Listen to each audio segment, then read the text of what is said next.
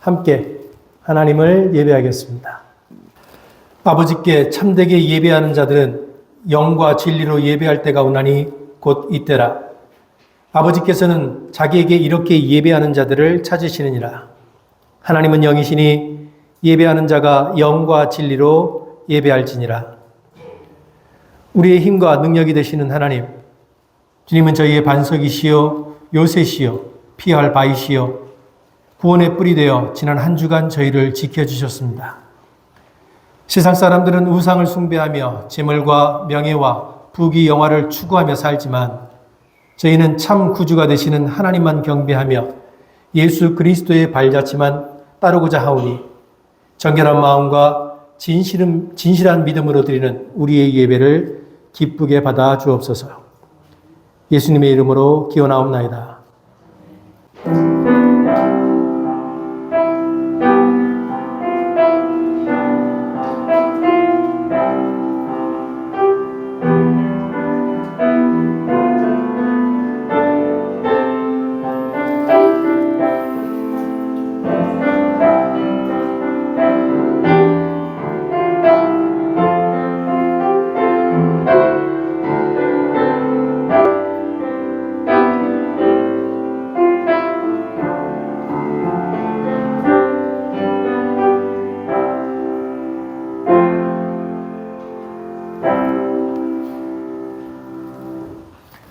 서호윤 청년 기도하실 때 다 함께 기도하겠습니다. Dear God, as we gather today, we humbly seek your wisdom and guidance for every member of this Congress. May your Spirit lead us to decisions that reflect your love and justice. Together, we hope to learn more about you and align our actions with your teachings. Guide us in our daily lives and give us strength when we feel weary, so we may continue forward even when we are weak. Be with those who feel distance from you, whose faith is uncertain. Draw them near to your loving presence.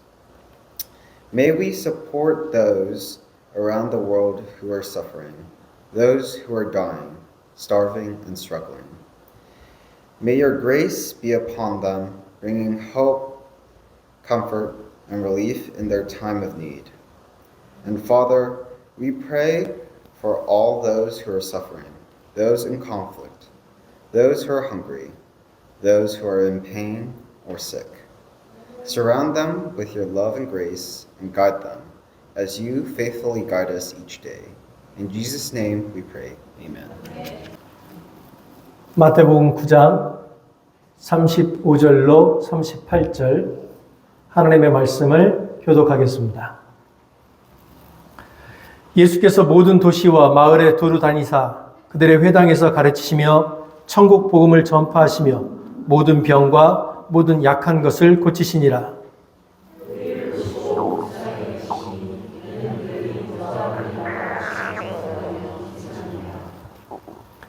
이에 제자들에게 이르시되 추수할 것은 많되 일꾼이 적으니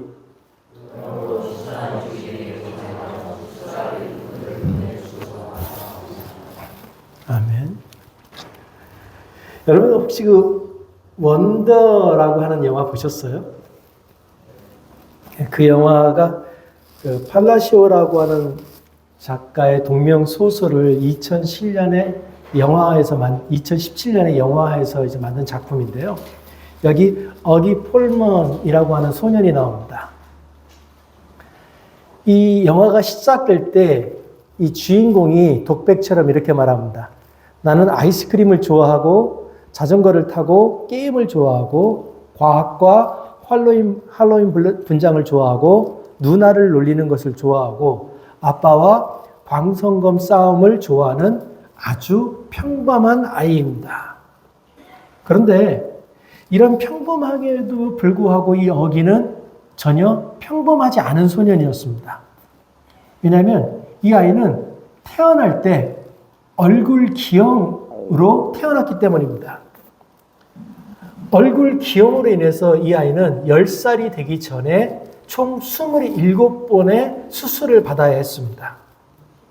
그리고 10살이 되기 전에 받은 그 총 27번의 수술로 인해서 그는 다른 기계에 의존하지 않고 스스로 숨을 쉴 수 있었고 보청기 없이 다른 사람의 말을, 주변의 소리를 들을 수 있게 되었습니다. 그러나 그가 스스로 숨을 쉴 수 있고 주변의 소리를 들을 수 있음에도 불구하고 그의 얼굴 기형은 전혀 고쳐지지 않았습니다. 그래서 할로윈 때가 되면 이 어기는 얼굴에 어떤 분장을 하고 나가지 않아도 사람들이 아주 굉장한 분장을 한 것처럼 주변에 몰려들어서 같이 사진을 찍고 싶어하는 그런 얼굴을 가지고 있었습니다. 이런 이유로 이 어기의 부모는 어기가 10살이 될 때까지 이 아이를 집 밖으로 내놓지 않았습니다. 학교에 보내지 않고 집에서 부모들이 아이를 가르쳤습니다. 그리고 아이가 10살이 되었을 때, 5학년이 되었을 때 부모들은 이 아이를 이제 학교에 보내야겠다라고 결정을 합니다. 이 영화는 아주 기괴하게 생긴 얼굴을 가진 10살 아이가 처음으로 정규 학교에 들어가서 일반적인 다른 아이들과 어떻게 어울려 가는가, 친구들 사이에서 자신의 모습이 어떻게 받아들여지고 그 친구들과 어떻게 적응해 가는가를 보여주는 그런 영화입니다. 이 영화는 어기의 관점에서만 이야기를 하지 않고요. 그 주변에 있는 가족들의 이야기, 그리고 친구들의 이야기, 여러 인물들의 관점에서 우리에게 다양한 시각을 보여줍니다. 이 어기의 성장 과정을 보여줍니다. 영화는 편견, 따돌림, 가족의 사랑, 그리고 우정이라는 주제를 다루면서 우리에게 따뜻한 메시지를 전달해 줍니다. 그러나 우리가 겪어봐서 알듯이 세상이 늘 그렇게 따뜻하게만은 흘러가지 않습니다. 어기가 학교를 다니는 중에 괴롭힘을 당합니다. 어기를 끊임없이 괴롭혔던 아이와 드디어 문제가 생기고 어기를 괴롭혔던 그 아이의 부모가 와서 교장 선생님과 대화를 나누는데 이런 대화입니다. 교장이 그 부모에게 이렇게 말하죠. 우리 학교는 괴롭힘을 가장 심각한 문제로 인식합니다. 그리고 그것에 대한 처벌은 무관용이 원칙입니다. 그러자 그 부모가 이렇게 말합니다. 우리 애야말로 얼굴을 얻어맞은 피해자가 아닌가요? 그러자 이 교장 선생님이 그동안 이 부모의 아들이 얼마나 다양한 방식으로 어기를 괴롭혔는지 그 증거들을 보여줍니다. 그리고는 이런 이유로 당신의 아이는 이틀에 정학에 처해지고 수학여행에 참가할 수 없다라고 결정해 줍니다. 그러자 그 부모, 그 엄마가 이렇게 말합니다. 애가 고작 낙서 몇 장 한 걸로 이틀씩이나요. 우리가 학교에 그렇게 많은 기부금을 냈는데도요. 교장 선생님, 제가 이 사회에 아는 친구들이 좀 있습니다. 이렇게 협박을 하죠. 그러자 교장 선생님이 이렇게 말합니다. 제가 더 많지요. 그러자 부모가 다시 이렇게 말합니다. 그래서 저희들은 어떻게 하라는 건데요?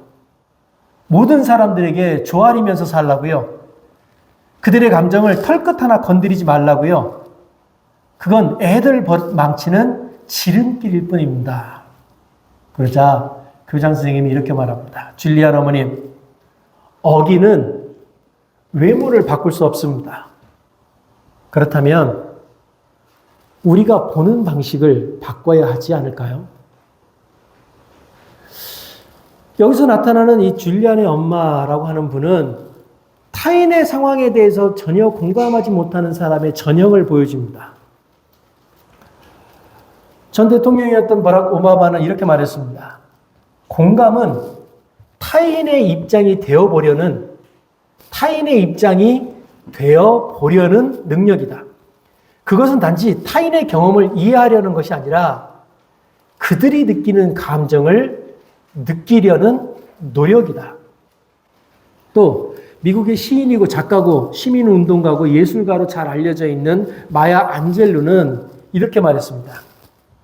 사람들은 당신이 한 말을 잊어버릴 수도 있고 당신이 한 행동을 잊어버릴 수도 있지만 그들이 당신 때문에 느꼈던 감정은 잊지 않을 것이다. 공감이란 단어가 이 시대에 아주 중요한 단어로 떠오르고 있습니다. 오늘 본문은 공감이 무엇인지 우리에게 아주 잘 보여줍니다. 요한복음 1장 1절은요, 태초에 말씀이 계시니라 라는 말로 예수 그리스도가 태초부터 하나님과 함께 계셨다라고 말하고 있습니다. 여기서 말하는 이 태초는 창세기 1장 1절의 태초, 천지가 창조되던 그 태초를 말하는 것이 아니라 천지가 창조되기 이전, 오직 하나님만 존재하던 그 시점을 말하는 겁니다. 그래서 그 시점에 천지가 존재하기 이전 오직 신만 존재하던 그 시점에 말씀, 즉 예수가 함께 계셨다는 말씀을 하심으로써 예수가 온전히 하나님이심을 요한은 말하는 겁니다. 그런데 그 온전히 하나님이신 예수가 육신을 입고 온전히 인간이 되어 이 땅에 오셨습니다. 예수 그리스도의 탄생과 죽음까지 하나님이신 예수님이 인간이 되어 우리와 함께 사시면서 모든 순간을 우리와 함께 하셨습니다. 성자 하나님이신 예수님은 성부 하나님의 보내심을, 여기서 이게 굉장히 중요한 말입니다. 여기서 여러분들이 조사를 잘못 이해하거나 뜻을 조금만 잘못 이해하면 이제 이단 논쟁에 휘말리는 거예요. 그러니까 잘 들으셔야 돼요.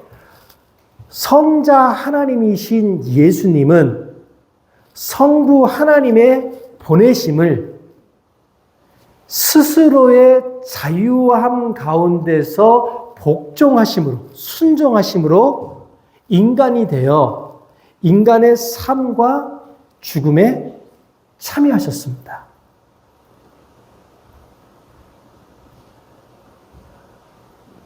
이해되신 거죠? 뭔 소리래, 그런 표정으로 저를 바라보시면 안 돼요. 다시 한번 말씀드릴게요. 성자 하나님이신 예수님은 성부 하나님의 보내심을 스스로의 자유함 가운데 순종함으로 인간이 되어 인간의 삶과 죽음에 참여하셨습니다. 예수님은 스스로 순종하심으로 인간의 모든 것을 공감할 수 있는 인간이 되셨던 겁니다. 예수님은 그 길지 않은 공생에, 어떤 사람은 1년이라 그러고 어떤 사람은 4년이라 그러고 어떤 사람은 3년이라 그러는데, 어쨌든 그 길지 않은 공생의 기간 동안에 수많은 병자를 고치셨고 고통 가운데 있는 사람들을 위로하셨고 귀신 들린 자에게서는 귀신을 쫓아내 주셨습니다. 예수님은 그 길지 않은 공생의 기간 동안에 당신이 만나는 사람들 가운데 고통을 겪고 있는 사람들을 그냥 지나치지 못하셨습니다. 예수님이 그 고통 가운데 있는 사람들을 바라보면서 그 마음 아파하셨다는 성경 구절이 굉장히 여러 군데 나옵니다. 마태복음 9장에는 이렇게 아주 대놓고 말씀하시죠. 무리를 보시고 불쌍히 여기시니 이는 그들이 목자 없는 양과 같이 고생하며 기진함이라. 이 구절에서 예수님은요, 사람들의 연약함과 가난함만이 아니라 사람들이 방황하고 고통받고 있는 모습을 보시면서 깊은 연민과 슬픔을 느끼셨다라고 말합니다. 단순히 육체적인 고통뿐만이 아니라 그들이 겪고 있는 영적인 고통을 가지고도 마음 아파하셨다는 겁니다. 긍휼에 기초한 예수님의 이 공감은 피상적인 것이나 일상적인 것이 아니었습니다. 감정적인 것이 아니었어요. 일순간의 감정적인 것이 아니라 예수님의 내면 깊숙한 곳에서부터 올라오는, 그 영혼 깊숙한 곳에서부터 올라오는 그런 느낌이었습니다. 헨리 나우엔이라고 하는 사람이요, 이 본문 불쌍히 여기시니라고 하는 이 본문에 대해서 이렇게 해석을 했습니다. 예수님의 공감은 단순한 감정이 아니라 행동으로 이어지는 깊은 사랑이었다. 그러니까 우리는 공감, 그러면 감정에서 끝나려고 그래요.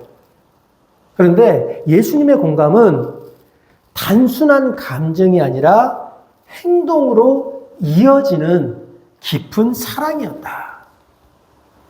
진정한 공감은 타인의 고통과 상처에 함께 머무르면서 그들과 함께 아픔을 느끼고 그들의 약함과 외로움을 진심으로 받아들이는 능력을 말합니다. 그래서 공감이라고 하는 것은 단순한 동정심이 아니라 그들의 삶에 들어가 그들과 함께 하는 것을 말하는 겁니다. 감정적인 반응에 그치는 게 아니라는 거예요. 감정적인 반응에 그치지 않고 그들과 깊은 연대감을 느끼기 때문에 우리는 그 공감을 통해서 새로운 삶을 창출할 가능성을 가지게 된다는 겁니다.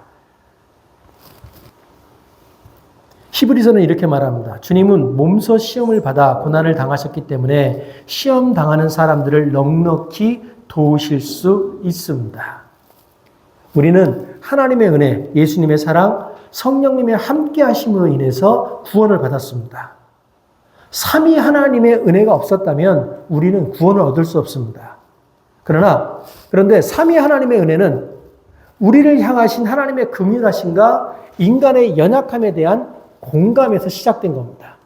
그러니까 하나님께서 우리를 왜 구원하기로 결정하셨냐면 우리가 가지고 있는 그 연약함을 하나님이 아파하셨고 그 아파하심을 느낀 하나님이 행동으로 구원하기로 결정하셨기 때문에 우리에게 구원이 올 수 있었다는 겁니다. 오늘 우리가 살아가고 있는 이 시대를요, 디지털 시대라 그럽니다. 이 디지털 시대에서 각각의 개인들은 다른 사람들과 아주 긴밀하게 연결되어 있습니다. 한순간도 타인들과 떨어져 있지 못하죠. 아주 다양한 방식으로 우리가 얼굴 한번 직접 본 적 없는 사람들과도 아주 긴밀하게 연결되어 살아가고 있습니다. 문제는 우리가 타인들과 그렇게 긴밀하게 연결되어 살아가고 있음에도 불구하고 개인들은 사회에서 더욱더 고립되고 이 사회는 조금씩 더 세분화된다는 겁니다. 우리가 살아가고 있는 이 디지털 사회를 파편화된 사회라고 말하는데요.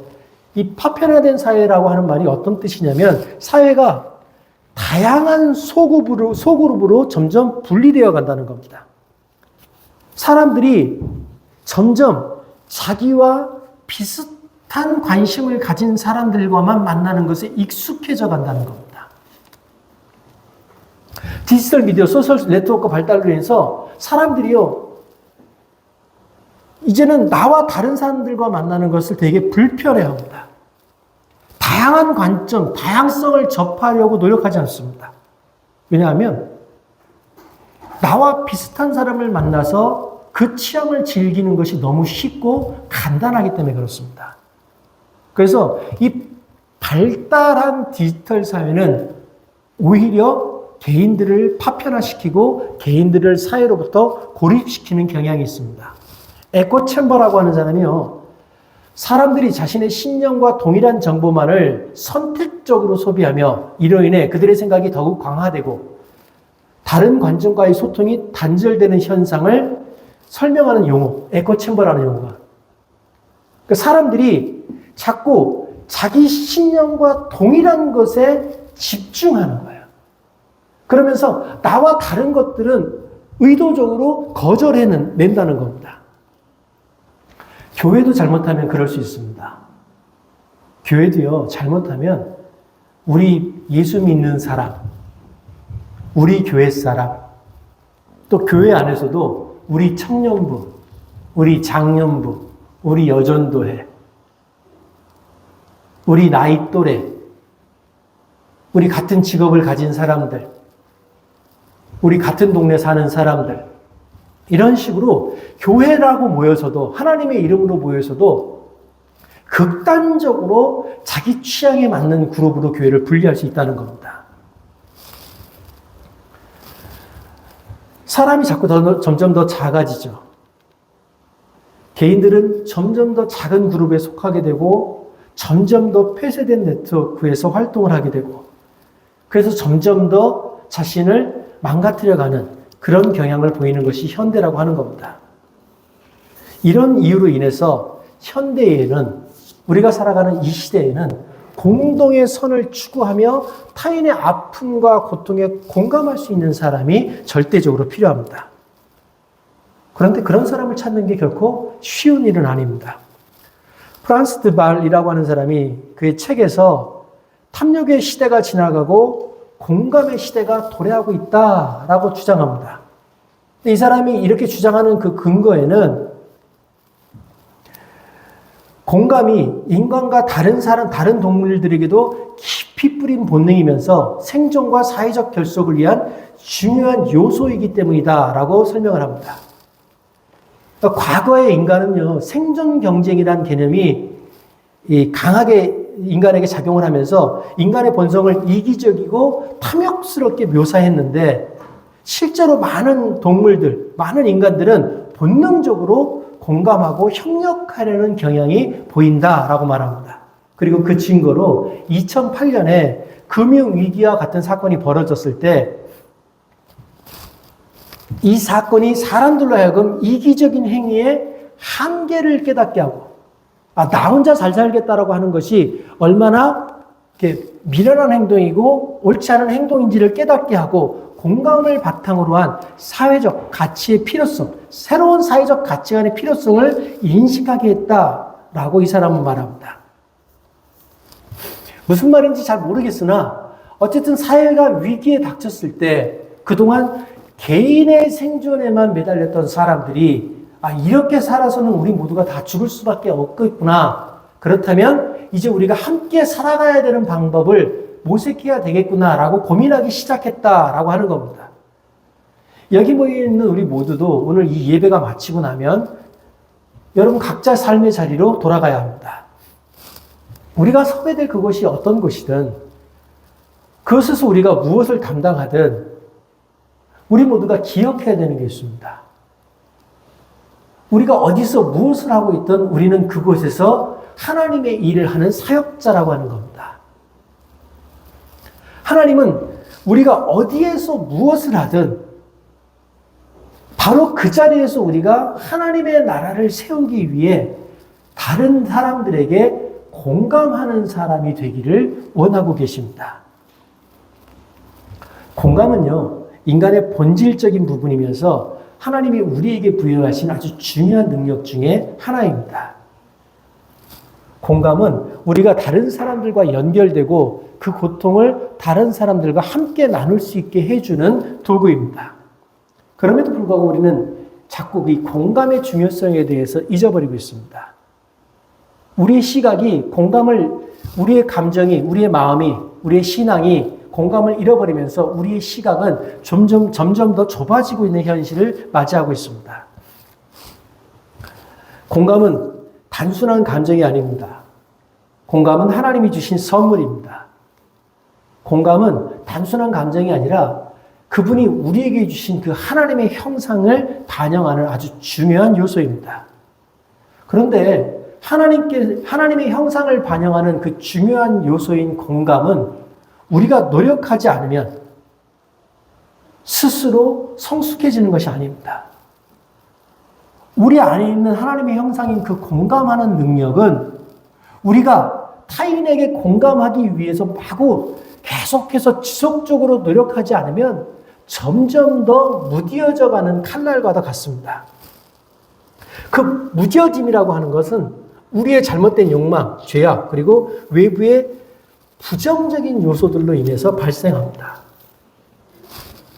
달리 말하면 신앙이라고 하는 것, 죄악으로부터 떠나는 것이라고 하는 것은 다른 것이 아니라 하나님의 형상인 그 공감하는 능력이 내 삶에서 확장되게 하기 위해서 노력하는 것을 말하는 겁니다. 우리가 살아가고 있는 현실이 우리를 자꾸 점점 더 결핍되고 좁은 곳으로 몰아넣고 있습니다. 우리는 점점 우리가 이 사회에 적응해 나갈수록 우리는 점점 서로에게서 멀어지고 고립되어져 갑니다. 우리가 이 사회에 적응해 나갈수록 우리는 자꾸 우리와 비슷한 사람들만 만나게 됩니다. 이 시대의 문제는요, 우리가 공감하지 못한다는 것에 있지 않습니다. 오히려 이 시대의 문제는 우리가 공감은 하되 너무 한정된 사람들에게만 공감한다는 데 있습니다. 이러한 공감은 예수님이 우리에게 보여주셨던 그 공감과 거리가 매우 멉니다. 예수님이 하셨던 그 공감은 가족과 제자들만 향한 것이 아니었습니다. 예수님이 가졌던 그 공감은 가족과 자기를 따르는 제자들을 넘어서 자기의 삶과는 전혀 상관없어 보이는 소외되고 가난하며 병들고 약한 자들에게까지 미쳤습니다. 예수님은 로마 식민 지배하에서 고통받는 사람들에게 가까이 다가가셨고 그들의 고통을 깊이 이해하면서 그들을 치유하셨습니다. 예수님의 공감은 경계와 한계를 넘어서서 모든 사람을 향한 것이었습니다. 때문에 우리의 신앙생활과 영성훈련은 예수님의 긍휼을 기초로 한 우리 속에 있는 공감을 조금씩 더 확장해 나가야 하는 것입니다. 성령 하나님이 정말로 우리 삶에 역사하신다면 우리 삶의 범위는 조금씩 더 넓어져야 합니다. 내 가족만이 아니고 내 주변에 있는 사람만이 아니고 같은 교회 다니는 사람만이 아니고 우리가 삶을 살아가면서 만나는 다양한 타자들에 대해서 그들에게 다가가고 그들의 삶을 공감할 수 있도록 노력해야 한다는 겁니다. 우리가 하나님께서 우리에게 우리의 일상을 허락하신 이유가 바로 그런 것 때문입니다. 만약에 우리가 우리의 일상에서 타인을 만나 그들의 삶에 공감하고 그들과 함께 하나님에 대해서 나누고 그들과 함께 하나님의 사랑을 나누는 것이 필요하지 않았다면 우리가 예수님을 깨닫고 구원받았던 그 순간 하나님은 우리를 죽였을 겁니다. 그러나 구원받은 우리를 하나님이 이 땅에 살려놓으신 바로 그 이유는 우리가 우리에게 주어진 그 삶의 자리에서 마땅히 살아내야 하는 우리 삶의 무언가가 있기 때문입니다. 그 무언가를 오늘 본문은 공감이라고 말합니다. 그래서 우리는 우리 신앙의 연수가 길어질수록 우리가 공감하는 삶의 범위가 더욱 넓어지게 하기 위해서 노력해야 된다는 겁니다. 공감은 하나님께서 우리에게 주신 선물입니다. 때문에 이 선물을 잘 보존하고 확장해 나가는 것이야말로 우리 신앙생활에서 가장 중요한 과제입니다. 얼마 전에 TV에서 한 장면을 봤습니다. 예비역 군인들이 미군 부대를 방문하는 내용을 다루고 있었는데요. 미국 군인들이 식사하는 그 식당에 들어갔더니 한쪽 테이블에 빈 의자가 테이블과 빈 의자가 있는데 그 테이블 위에 꽃병이 놓여 있고요. 빈 잔, 포크와 나이프, 접시, 그리고 그 접시 위에 레몬, 그리고 소금이 있더랍니다. 다른 모든 식당은 차서 군인들이 식사를 하고 있는데 유독 거기는 비어져 있더랍니다. 그래서 방문객들이 왜 저기는 비어 있느냐라고 물었답니다. 그랬더니 그 안내하던 사람이 이렇게 설명합니다. 이것은 전쟁에서 실종된 사람들 또는 포로로 끌려가 아직 돌아오지 못한 사람들을 기억하기 위한 공간입니다. 레몬은 그들이 겪는 고통과 아픔의 쓴맛을, 소금은 그들로 인해 흘린 눈물을 의미합니다. 이는 이 테이블은 전우들을 잊지 않기 위한 기억의 공간으로 식사 때마다 그들을 기억하고 있다는 의미를 담고 있습니다. 라고 말했습니다. 참된 신앙이란 그 마음 안에 서로를 위한 공감의 공간을 마련하는 겁니다. 우리는 함께 하나님을 예배하고 교제하는 공동체로서 서로의 기쁨과 슬픔, 강함과 약함을 함께 나눌 수 있습니다. 하나님께서 우리에게 주신 공감 능력은 우리의 일상 속에서 서로를 더 깊게 이해하고 사랑으로 돌볼 수 있도록 도울 것입니다. 신앙생활을 하다 보면 그 신앙생활, 그 삶 안에는 기쁜 순간도 있겠지만 슬픈 순간도 찾아옵니다.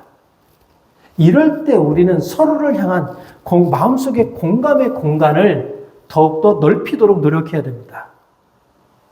교우들 중에 내 가족에게서 또는 내가 아는 이웃에게서 또 내가 만나고 있는 어떤 사람에게서 그들 중에 누군가가 아픔을 겪을 때, 어려움을 겪을 때 그들의 아픔을 외면하지 않고 함께 기도하고 함께 그 짐을 나누며 하나님의 사랑을 신천하는 것이 우리의 사명입니다. 예전에 읽었던 책 중에 이런 내용이 있었습니다. 옆집에 할머니와 할아버지가 사셨는데 할아버지가 먼저 돌아가신 거예요. 근데 그 할아버지가 돌아가신 것에 대해서 어떻게 위로할 수가 없더랍니다. 근데 자기 딸이 어느 날 안 보여서 급하게 밖에 나가서 찾다 보니까 자기 딸이 그 할머니랑 같이 그 할머니 집 밖에 계단에 앉아 있는데 그냥 손을 꼭 잡고 앉아 있더래요. 그 어린아이가. 그래서 아이가 와서 집에 돌아와서 물었답니다. 너 거기서 뭐 했냐? 아이가 이렇게 말하더랍니다. 엄마, 할머니를 위로해 줬어요. 말로 표현할 수 없는 그 슬픔에 대해서 그저 손을 잡아주고 함께 있어짐으로 그의 슬픔에 동참해 주는 겁니다. 가끔 교회 안에서 실망하고 상처받고 교회를 떠나는 분들이 계십니다. 그런데요, 그런 아픔과 상처 때문에 교회를 떠나기보다는 끝까지 이곳에 남으셔서 서로를 위로하고 격려하면서 새로운 힘을 얻을 수 있는 영적인 공동체를 만들어 가려고 노력하시는 게 더 좋습니다. 우리의 마음속에 마련한 이 공감의 공간이 서로를 향한 배려로 채워질 때 우리는 그 안에서 주님의 사랑을 경험하게 될 겁니다.